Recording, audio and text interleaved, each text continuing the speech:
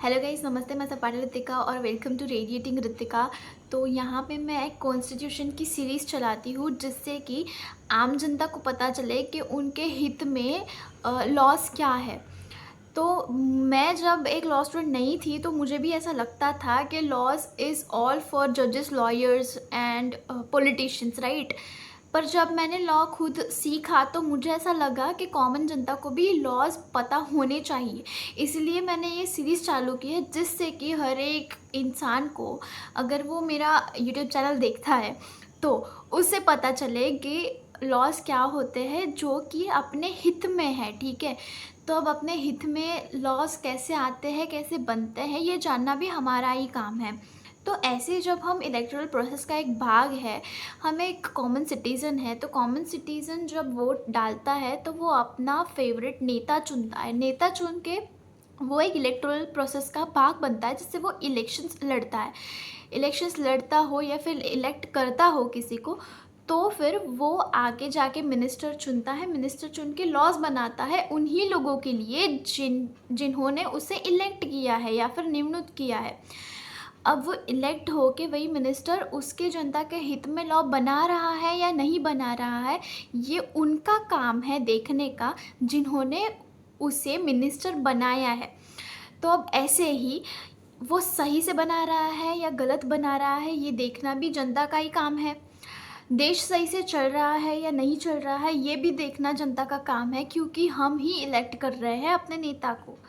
तो ऐसे ही सबसे पहले तो हम जानेंगे कि हमारे हित में लॉस क्या है, हमारे साथ दिन ब दिन लाइफ चल रही है, उसमें सही हो रहा है या गलत हो रहा है, ये जानना भी हमारा काम है, उसके खिलाफ आवाज़ उठाना भी हमारा काम है। तो ऐसे ही हम चालू कर रहे हैं कॉन्स्टिट्यूशन की सीरीज़। तो आज जैसे फर्स्ट डे है, तो फर्स्ट डे पे हम चालू करेंगे आर्टिकल्स, ठीक है। अब कॉन्स्टिट्यूशन के आर्टिकल मैं आपको ज़्यादा ब्रीफ में नहीं बताऊंगी, जैसे कि हम लॉयर्स या फिर लॉ स्टूडेंट्स को पता होता है। मैं सिर्फ कॉमन पीपल के बेनिफिट में जो आता है वो आपको बताऊंगी। अब starting with the first article, जो आर्टिकल 1 है, आर्टिकल 1 से 4 तक अगर मैं बताऊँ आपको, तो उसमें नेशन के टेरिटरीज आते हैं, ठीक है। इंडिया जो अलग अलग स्टेट्स से बना है, तो वो स्टेट्स मिला के एक नेशन बनता है, एक कंट्री बनती है। इसे हमारे कॉन्स्टिट्यूशन में दिया है। तो इससे आपका फ़ायदा क्या है? हाँ, तो इससे आपका फ़ायदा ऐसा होगा कि इंडिया में बहुत सारी स्टेट्स हैं, जैसे कि महाराष्ट्र ले लो, गुजरात ले लो, तमिलनाडु ले लो, जो भी स्टेट्स है, सारे मिला के एक नेशन बनता है, ठीक है, जिसमें भी आप रह रहे हो।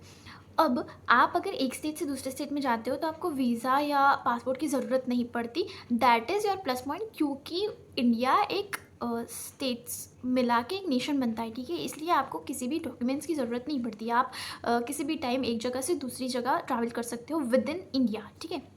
So that is the thing that comes in your benefit.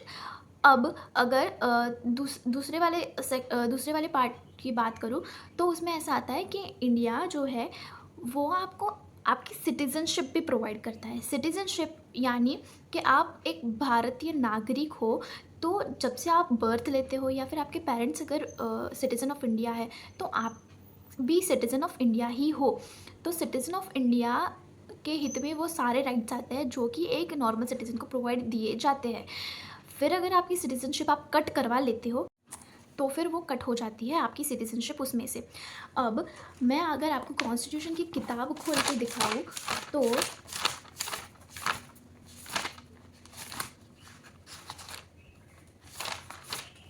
सबसे पहले तो हमारा क्या आता है, प्रिएम्बल आता है। प्रिएम्बल आने के बाद पार्ट 1 में यूनियन एंड इट्स टेरिटरी में ये सारा कवर हो जाता है कि आप एक टेरिटरी में रहते हो जो इंडिया की टेरिटरी है।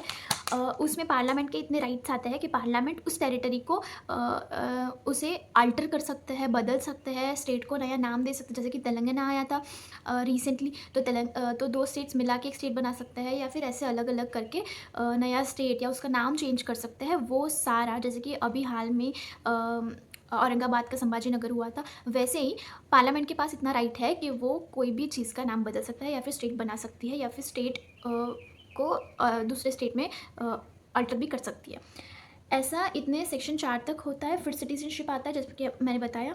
फिर वो कवर होता है आपका 5 से लेके 5 से लेके 11 तक वो सिटीज़नशिप में कवर होता है। और बस इस लेक्चर में इतना ही था। एक तो था यूनियन टेरिटरीज़ और सिटीज़नशिप, ये सारा जो अपने राइट्स में आता है कि हम सिटीज़न जब से बर्थ लेते हैं तब से एक सिटीज़न है। सिटीज़न की ड्यूटीज़ भी होती है और राइट्स भी होती है। तो जो कोई भी इंसान भारत का सिटीज़न है उसको अपने राइट्स पता होना चाहिए। तो नेक्स्ट वीडियो में हम देखेंगे कि अपने राइट्स क्या क्या आते हैं।